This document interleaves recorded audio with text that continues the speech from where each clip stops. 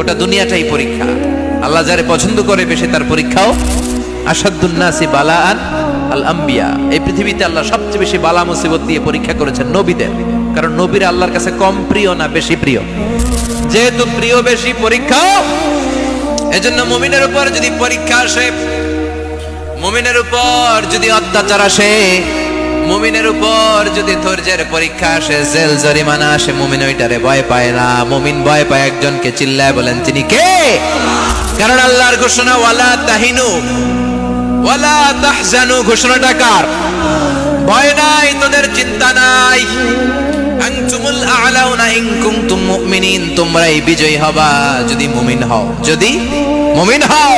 এজন্য ধৈর্যের পরীক্ষা দিতে হবে, আল্লাহর উপর তাওয়াক্কুল করতে হবে, অত্যাচার আর জুলুম আল্লাহর নামে সহ্য করে যেতে হবে। চিল্লায় বলেন ঠিক কিনা?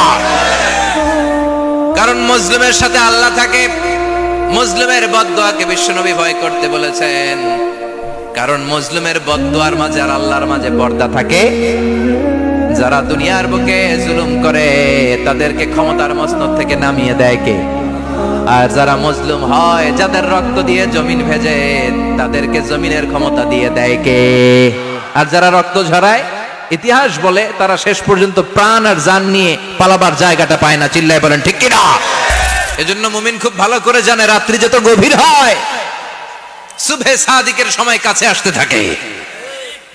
গর্ভবতী নারীর পেটের জ্বালা যন্ত্রণা, ব্যথার পেইন যত বাড়ে, নতুন মেহমান আগমনের সময় কাছে আসতে থাকে।